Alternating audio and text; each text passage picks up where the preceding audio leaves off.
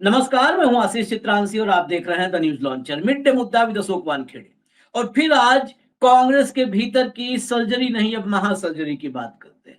हमने पिछली बार कहा था कि अभी तो राहुल गांधी ने सर्जरी शुरू ही नहीं की है, अभी तो सब जो है, जो सर्जिकल ब्लेड होता है, गाज पीस, पट्टी, सबकी व्यवस्था हो रही है। दरअसल सर्जरी अब शुरू हुई है। राहुल ने करीब करीब 1 दर्जन नेताओं को बाहर करने का फैसला कर लिया है। कुछ तो ऐसे हैं जिनको लगा कि अब दिल्ली दरबार में रोज की रिपोर्टिंग कौन कर पाएगा, तो उन्होंने खुद ही अपना रास्ता ढूंढना शुरू कर दिया है। और एक बड़ा महत्वपूर्ण नाम है जयराम रमेश। उनकी बैड एंट्री, जो कहते हैं ना लाल कलम, इतनी बैड एंट्रीज हैं कि बैड एंट्री की वजह से जयराम रमेश की छुट्टी होने वाली है।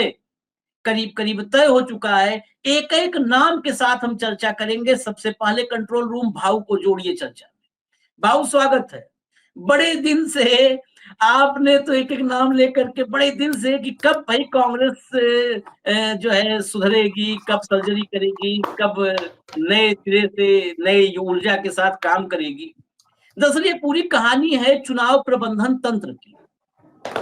कांग्रेस के भीतर एक चुनाव प्रबंधन तंत्र है जो कभी नजर आता नहीं।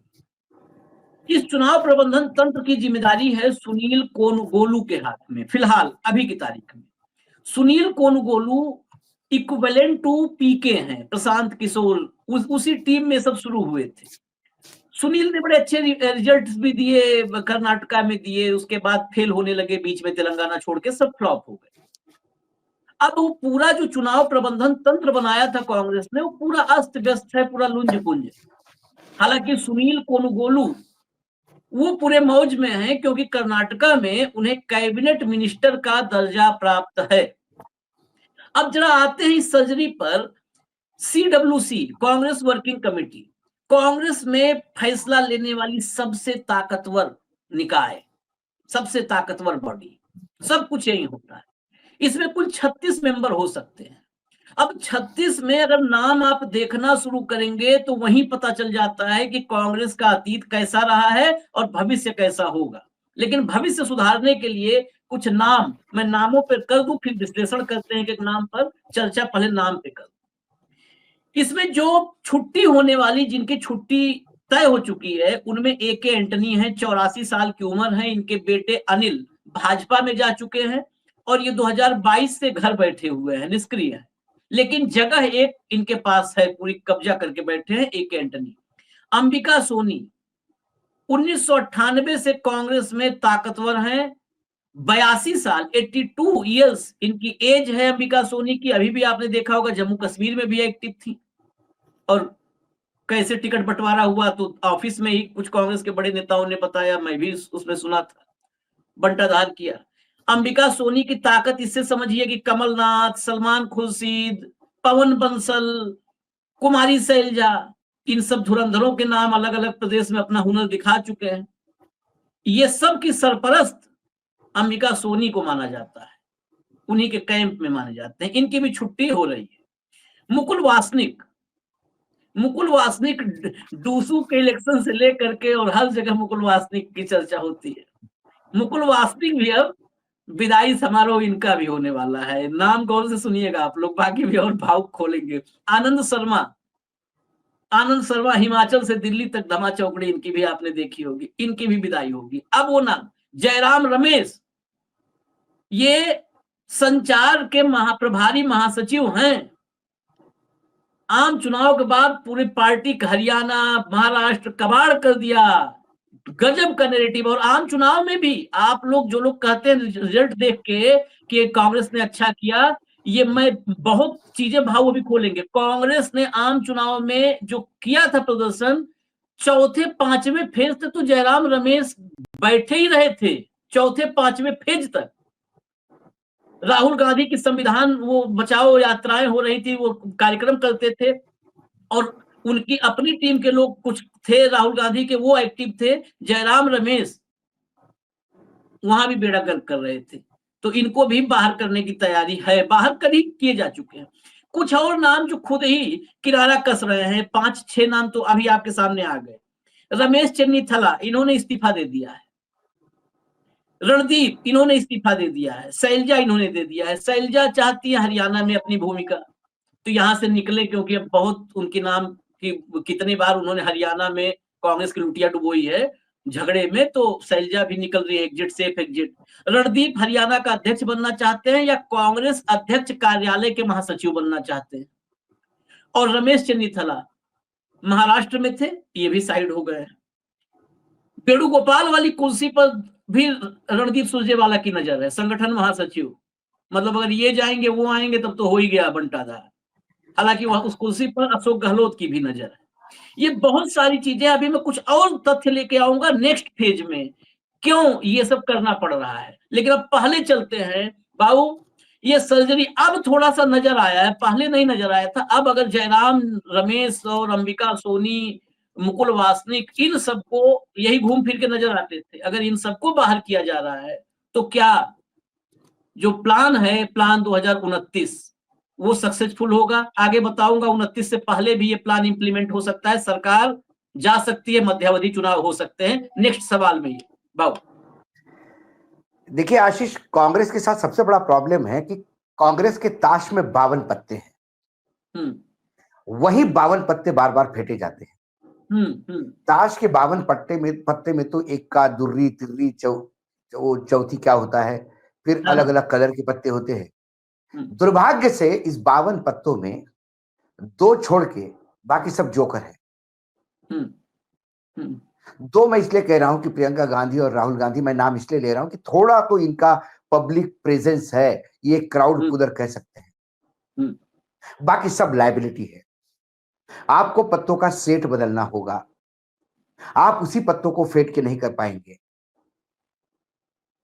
आप मुझे बताइए, आप वहां से चलिए, जो चुनावी तंत्र, क्या आपने कहा कि एक बड़ा प्रबंधन मजबूत तंत्र बन रहा है, किसके अंदर बन रहा है? सुनील कानून। अब उसको उस आदमी को पूछा जाए कि बहादुरगढ़ की टिकट कौन से सर्वे पे दी थी आपने जहां डिपॉजिट जब्त हुआ? दिल्ली में डिपॉजिट जब्त होने वाले टिकट आपने क्यों दिए थे? दिल्ली में ना डिपॉजिट जब्त होने वाले उम्मीदवार थे आशीष, नहीं दिए। सिटिंग एमएलए का टिकट काट के किसी दूसरे को टिकट देना, ये कौन सा सर्वे है? इसकी जवाबदेही कौन लेगा? अभी बार बार खड़गे जी कहते हैं कि जवाबदेही तय होगी। जवाबदेही तय होगी तो ये पूरी सीडब्ल्यूसी नीचे चली जाएगी, पूरी रिप्लेस करनी पड़ेगी। ये सुनील जी को भेजना पड़ेगा जहां से आए वो। ये नए प्लानिंग के तहत हमेशा मूर्ख बनाते हैं, क्योंकि इनका एक काकस है और एक दूसरे को मदद करता है। बहादुरगढ़ की टिकट किसके कहने पे दी, क्या कर दी, ये सुनील को बताना चाहिए। इतना पूरी तरह से कैसा सर्वे? महाराष्ट्र में देखिए, मशीनों का खेल हुआ। 288 सीटें हैं, 100 सीटों पे मशीनों का खेल हुआ। 188 सीटें तो थी। क्या 188 सीटों में पूरा इंडिया गठबंधन 40 में सिमटता है? उस 188 में से 100 क्यों नहीं उठाई?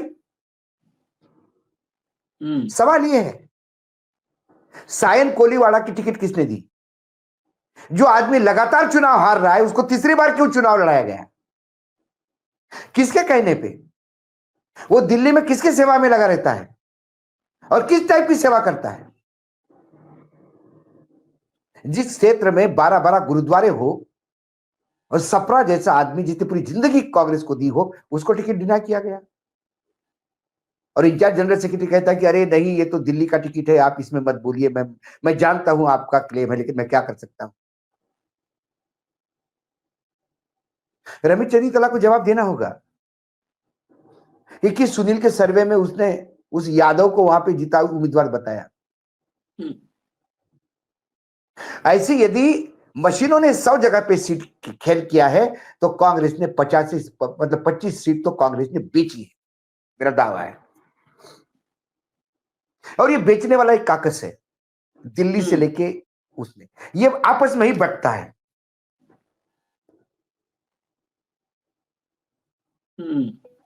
यही कारण है कि आप कितनी भी सर्जरी करो, आप एक आंख के बदले दूसरी फूटी हुई आंख नहीं रख सकते, या एक लीवर का ट्रांसप्लांट एक दूसरा डैमेज लीवर से नहीं कर सकते। आपको अच्छा लीवर चाहिए, तभी पेशेंट जिएगा। सीडब्ल्यूसी का आप पूरी लिस्ट देखिए, कितने पैराट्रूपर है उसमें, गणेश परिक्रमा करने वाले, दिल्ली घूमने वाले,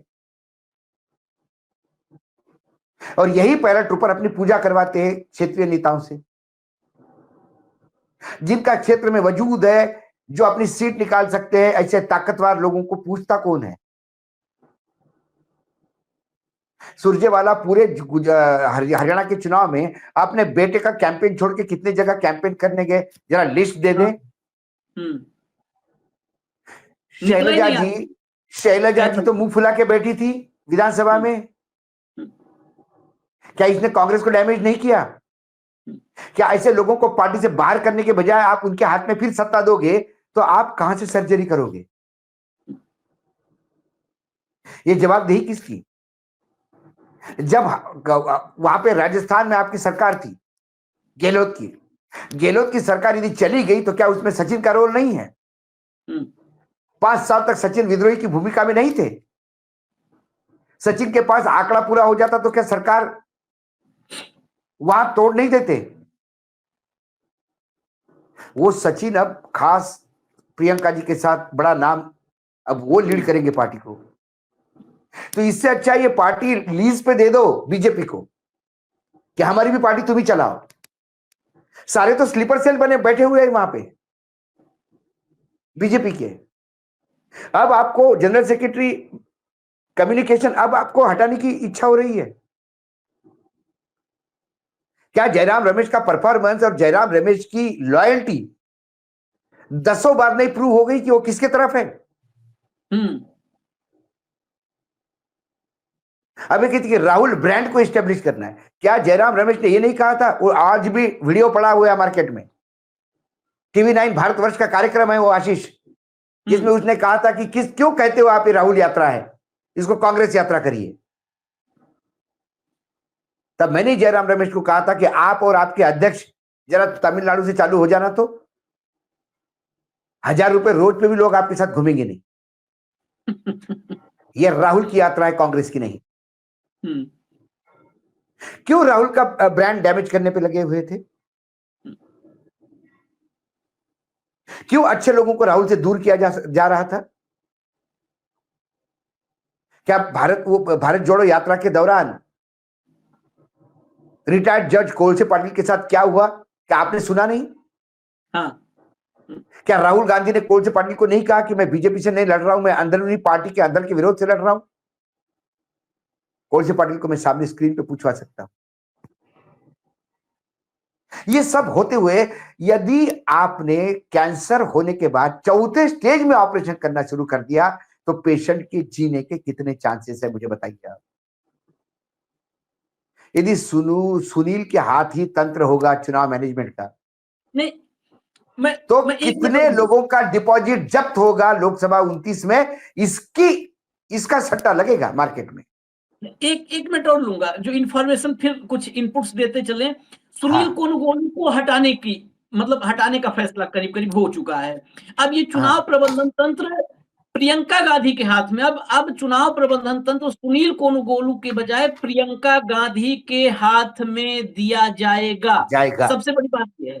उसके अलावा गौरव गोगोई जैसे युवा नेताओं को उनके प्रदेश में भेजा जा रहा है, वो भी जगह खाली की जा रही है सीडब्ल्यूसी में, कि वो जाएंगे। बेसिकली जो महासचिव होते हैं, महासचिव का सीडब्ल्यूसी का सदस्य होना अनिवार्य है संविधान कांग्रेस के संविधान के मुताबिक।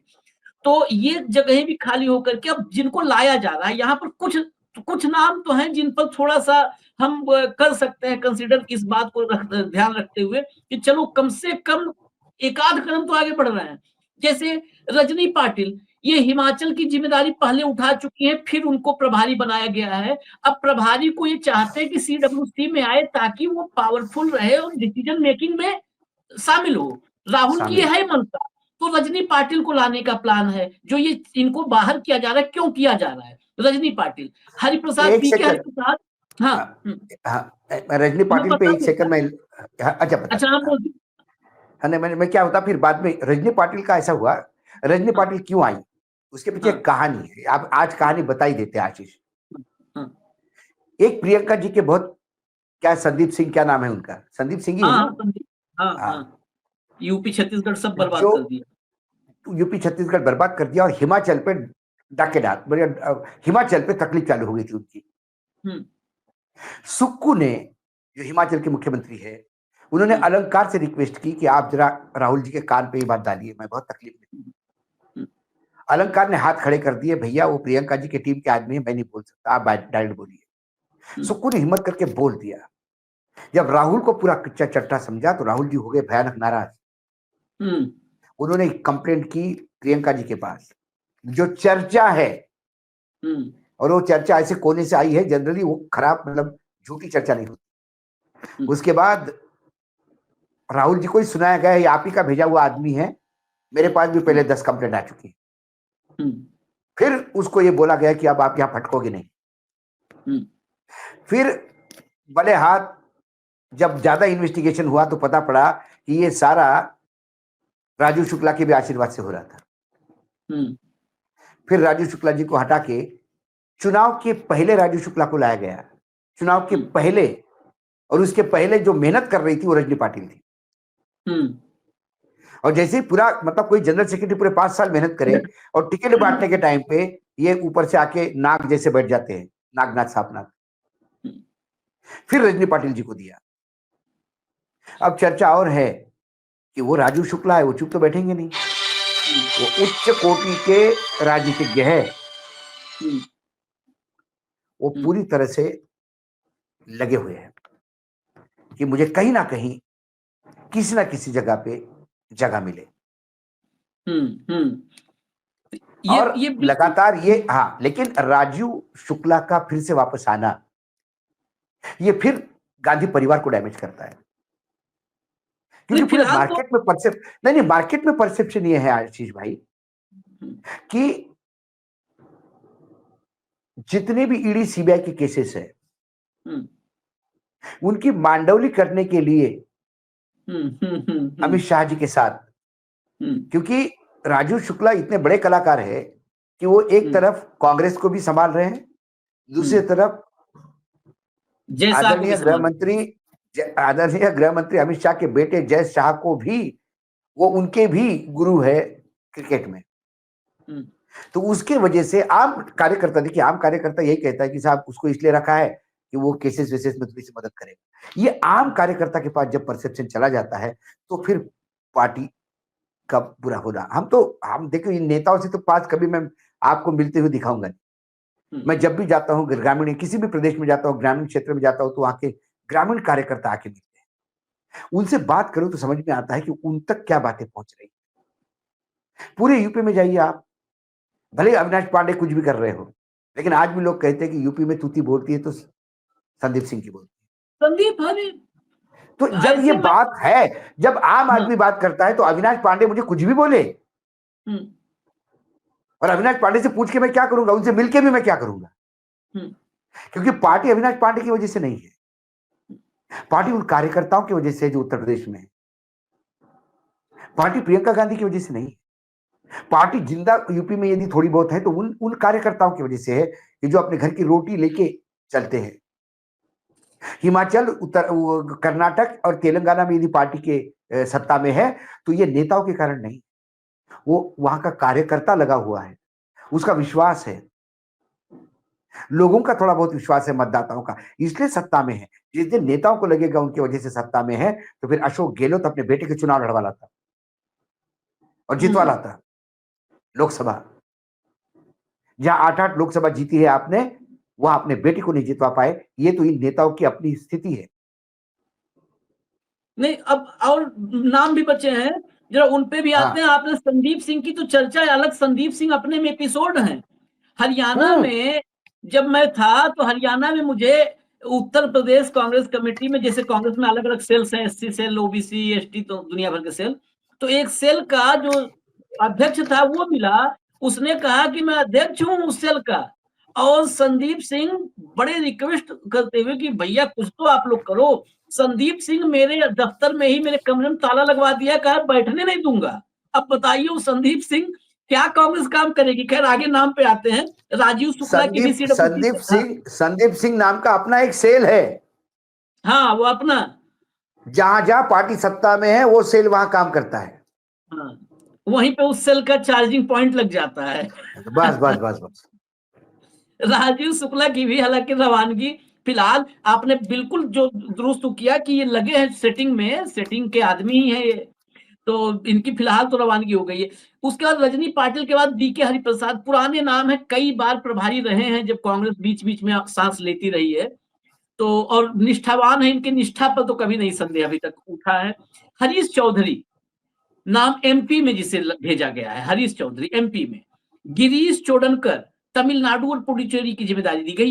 ये नए नाम, गिरीश चोडनकर जैसे नाम नए नाम है। अजय लल्लू, ये प्रियंका गांधी और संदीप सिंह की छत्र छाया में लाठी खाता रहा बेचारा, उड़ीसा भेजा गया है। तो अगर लल्लू को ला रहे हैं राहुल, तो निजी तौर पर एक तो फैसले ऐसे हैं कि संदीप सिंह और के दौर में लल्लू लाठी खाता रहा बेचारा, ये तो है इस आदमी में। मुझे लगता है आशीष मुझे लगता है कि लल्लू सिंह की बात नहीं करूंगा मैं, लेकिन उड़ीसा ऐसा राज्य है जहां अब बीजेडी खत्म होने के जगह पे है और वहां कांग्रेस अपना रिवाइवल कर सकती है। वहां बहुत ही एग्रेसिव जनरल सेक्रेटरी चाहिए था, इंचार्ज चाहिए था एग्रेसिव, जो बीजेडी से नाराज लोगों को बीजेपी जाने के बजाय कांग्रेस में लाता। नहीं, अगर गाइडेंस सही मिली तो लल्लू को यूपी में हमने देखा है ना, ये एग्रेसिव, मतलब सड़क पर उतर जाना, लड़ना, लठिया दो, जेल में डाल दो, ये डरता नहीं। एग्रेसिव जो आपने कहा, तो लल्लू में वो है जूझने का, लड़ने का, कितना भी लाठी पड़ जाए, पीठ लाल हो जाए, कपड़े फट जाए, लेकिन कपड़े फटने के बाद भी उस सड़क पर नारेबाजी करने की क्षमता मैंने देखी है लल्लू की। तो लल्लू एक है। के राजू ये पूर्व नौकरशाह है, झारखंड में इनको लाया गया है, और ये जो है SC ST OBC वाली माइनॉरिटी वाली सेल में राहुल के साथ ये काम कर रहे हैं। तो ये के राजू भी एक नाम है। मीनाक्षी नटराजन, ये नाम पहले से ही राहुल के साथ एसोसिएट होता रहा है कि राहुल की टीम में है। एक सप्तगिरी शंकर उलाका है, ये सांसद हैं और नॉर्थ ईस्ट की जिम्मेदारी इनको दी गई है। ये इस दौर में हिमंता बिस्वा शर्मा जब नॉर्थ ईस्ट संभाल रहे हैं, तो कांग्रेस में सप्तगिरी शंकर उलाका, इन पर विश्वास जताया है। कृष्णा अल्लावरू है, ये वो नाम है, इसमें फ्रेशर्स नजर आ रहा है। ये फ्रेशर्स जो कहा ना कि आपने की एक बात की 52 पत्तियों को फेंटना है और वही रहेंगे, ये कुछ पत्ते नए आ रहे नजर। बीके हरिप्रसाद को अगर छोड़ दे, अभी आप पंजाब का इंचार्ज आपने बघेल को दे दिया। हाँ, मैंने इसलिए नाम नहीं लिया। हाँ, बघेल को आप कोषाध्यक्ष बना देते, उसके लिए ज्यादा अच्छे थे। और यूज ही करना था तो बिहार में यूज करते थे क्योंकि कुर्मी है। अब पंजाब में वो क्या करेंगे? सवाल वो है। सवाल प्रियंका गांधी का चुनाव तंत्र संभालने का नहीं, प्रियंका गांधी के साथ लोग कौन जुड़ते हैं, वो किनको साथ रखती है, ये इंपॉर्टेंट है। और मैं एक तो बार बार बोलता हूं, एक बार गद्दारी, जिसके खून में एक बार गद्दारी आ गई, वो जीवन भर उससे कभी लॉयल्टी नहीं अपेक्षा कर सकते। इसीलिए पुराने जमाने में कहते थे कि गद्दारी की सजा मौत है ना, क्योंकि ये कितना भी प्यार से पार जाओ, फिर इसकी एक महत्वाकांक्षा, जो अपनी महत्वाकांक्षा और स्वार्थ के चलते पार्टी को अपने पैर के नीचे ले आए, वो जीवन में पार्टी का सगा हो नहीं सकता। दिल्ली में लवली का उदाहरण बेस्ट है। लवली को क्या नहीं दिया पार्टी ने, फिर भी लवली चले गए बीजेपी में, फिर आए तो फिर पार्टी ने सर पे लिया, फिर वो सर पे सुसु करके चले गए। तो यदि पार्टी को अपमानित करने की इच्छा ही हो तो ऐसे तमाम लोगों को नजदीक लाए। सवाल वो है, अब हुआ का क्या, जिस दिन सचिन पायलट पावरफुल बन जाएंगे, उस दिन कांग्रेस को बचाने के लिए जिन लोगों ने सतीश पायलट का विरोध किया था, कांग्रेस के लिए लॉयल्टी दिखाई थी, वो लोग हाशिए पे चले जाएंगे, क्योंकि सचिन पायलट उनको छोड़ेंगे नहीं कि जब मैंने विद्रोह किया तो मेरा साथ नहीं दिया, अब तुमको देखता हूं। तो पार्टी क्या खो रही है? एक जिसने पार्टी पे पीठ में छुरा घोपा उसको साथ मिला रही है, और जिन्होंने पार्टी के लिए अपनी पूरी राजनीति स्टेक पे लगाई, उनको भगवान भरोसे छोड़ रही है। तो राजस्थान में फिर पार्टी का भविष्य क्या है? सवाल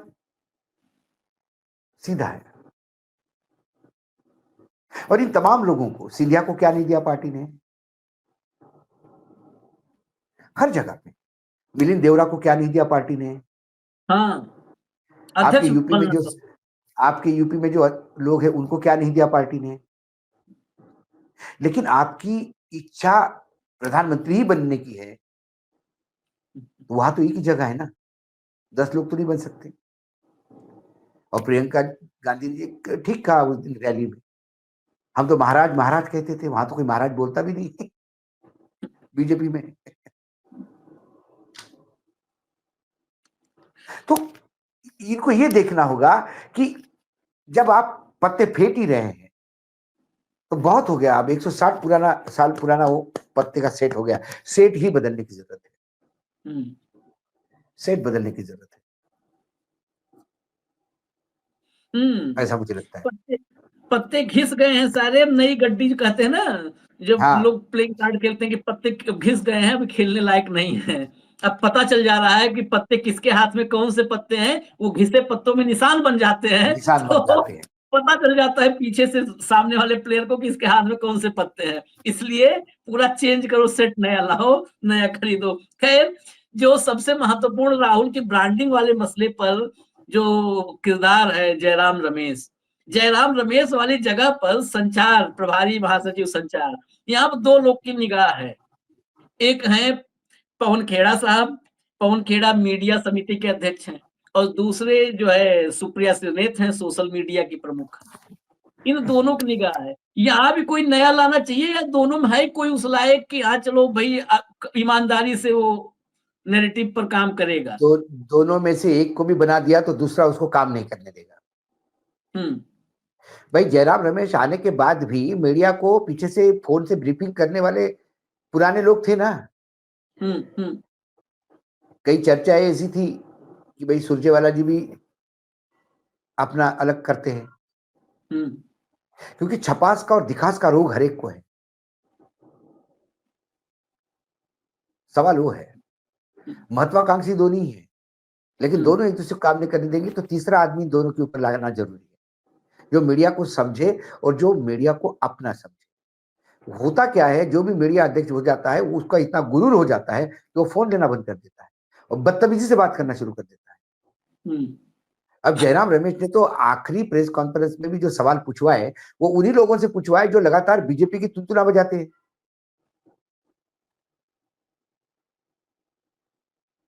और जो लोग कांग्रेस में सालों से काम कर रहे हैं उनको सवाल पूछने नहीं दिया। कांग्रेस का मुख्यालय का उद्घाटन हुआ, मीडिया को बुलाया नहीं गया। जयराम किसका ब्रीफ लेके काम कर रहे हैं, सवाल ये है। जो चैनल राहुल गांधी, गांधी परिवार, कांग्रेस को रोज सुबह शाम कोसता है, उन्हीं के लोगों को सवाल पूछने देंगे तो फिर ऐसा ही हालत होगी कि राहुल गांधी का इंटरव्यू ही करना था तो आपने ऐसे आदमी से करवाया कि जिसने रेल लगा दी। वो चॉइस किसका था?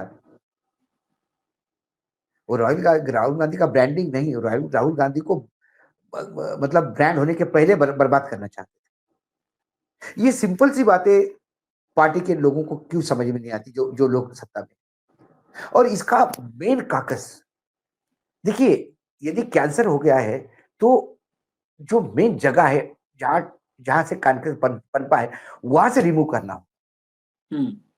आजू बाजू की आंतों को छाट के कुछ नहीं होगा। कैंसर का न्यूक्लियस कहां है? कैंसर का न्यूक्लियस है जनरल सेक्रेटरी ऑर्गेनाइजेशन। यदि पार्टी का इतना बुरा परफॉर्मेंस और पार्टी बर्बाद हो रही है तो केसी वेणुगोपाल के चलते हो रही है। बिल्कुल।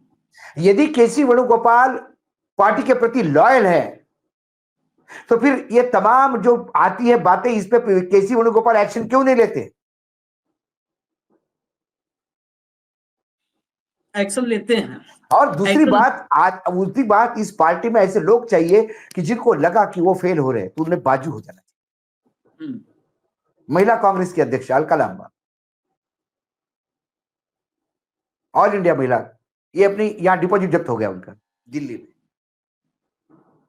उन्हें तुरंत इस्तीफा दे देना चाहिए। जो अपनी सीट नहीं निकाल पाई, अब वो बिहार में चुनाव लड़ने की, मैंने कभी उनका इंटरव्यू देखा, या बिहार में मैं पूरी ताकत के साथ हम लग रहे हैं। अरे क्या ताकत है तुम्हारी? खुद डिपॉजिट जब्त हो गया दिल्ली में। तो ये लोग जो है, इसकी जवाबदेही कौन लेगा?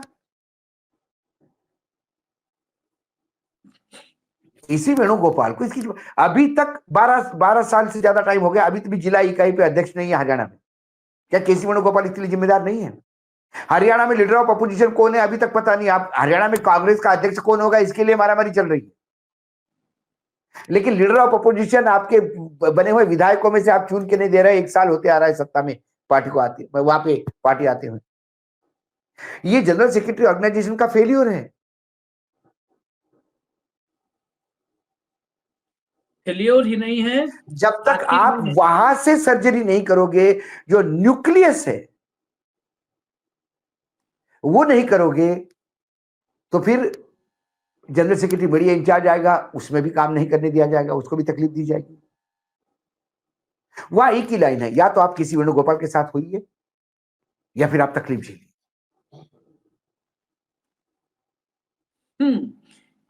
खैर, बहुत सारी चर्चा, एक एक नाम पर चर्चा हो गई।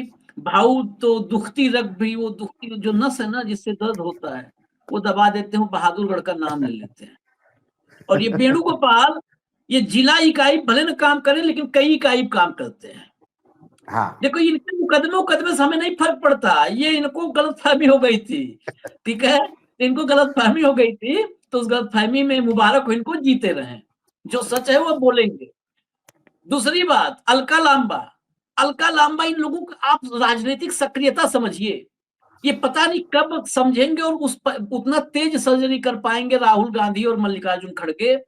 जब अभी जीती है भाजपा और रेखा गुप्ता का नाम आया, तो तमाम ऐसे देखिए एक्टिव जो थे, उन्होंने वो ट्वीट्स निकाले रेखा गुप्ता के, जिसमें उन्होंने अरविंद केजरीवाल को, मतलब समझ लीजिए कि मां को गाली देना और अपशब्द कहना है। उन्होंने प्रियंका गांधी और राहुल गांधी की बहन प्रियंका की तुलना करते हुए किसकी रावण कंस और हिरण्यकश्यप सबकी चर्चा कर डाली थी।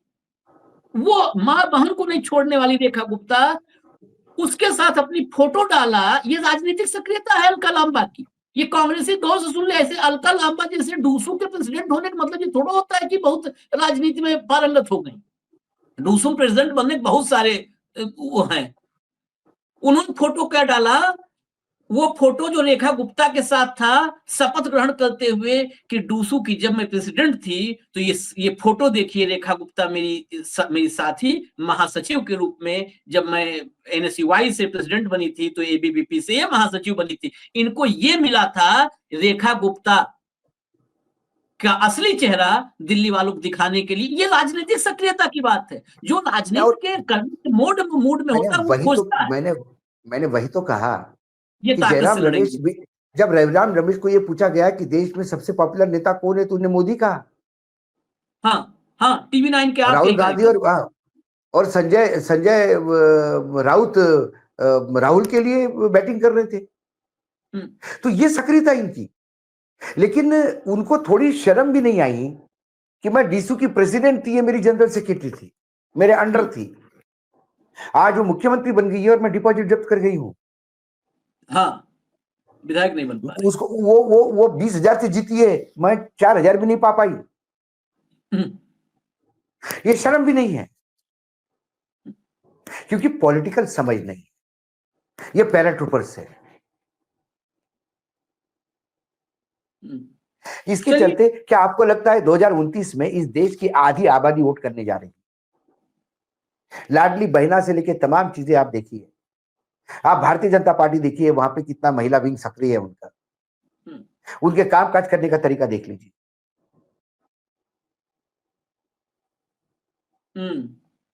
शोभा ओझा के बाद मैंने ऐसी महिला अध्यक्ष नहीं देखी जिसकी सक्रियता को मैं रेखांकित कर पाऊं। लेकिन शोभा ओझा का प्रॉब्लम यह था कि वो सही को सही और गलत को गलत कहती थी। तो वो हाशिए पे रख दिया इन लोगों ने।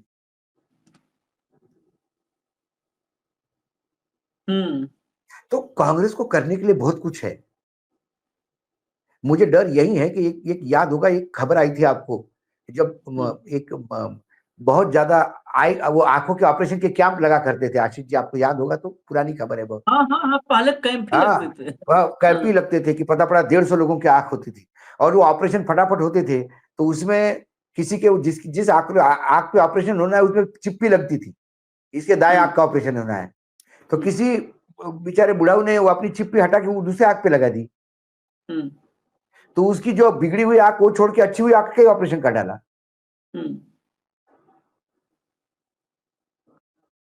तो सर्जरी सही होनी चाहिए, सर्जन सही चाहिए, और दर्द कहाँ है उसका निवारण होना चाहिए। आजू बाजू की छटाई से काम नहीं होगा। बिल्कुल, लेकिन अच्छी शुरुआत है, अच्छी शुरुआत है। कम से कम एक तो इस पूरे इसमें एक तो अच्छा लग रहा है कि चलो जयराम रमेश से मुक्ति पा ली, तो कोई मीडिया डिपार्टमेंट में कोई दूसरा आएगा। हाँ, इतना नाकारा नहीं हो सकता जितना जयराम रमेश थे, ये जरूर हम अपेक्षा कर सकते हैं। चलिए, अगर ये दिख रहा है तो संकेत अच्छे हैं, लेकिन संकेत कई बार पिच रिपोर्ट अच्छी होती है, लेकिन उस पिच पर कैसे इस्तेमाल टॉस जीतने वाली टीम उस पिच का करती है, निर्णय क्या लेती है, इस पर भी बहुत कुछ, मैच का रुख इसी पर निर्भर करता है। तो पिच तो अच्छी दिख रही है फिलहाल, प्लेइंग 11 भी अब चुनते हुए नजर आ रहा है। फाइनल प्लेइंग 11 क्या बनता है और कैसा क्या फैसले लेते हैं, कैसा खेलते हैं, वो देखना होगा।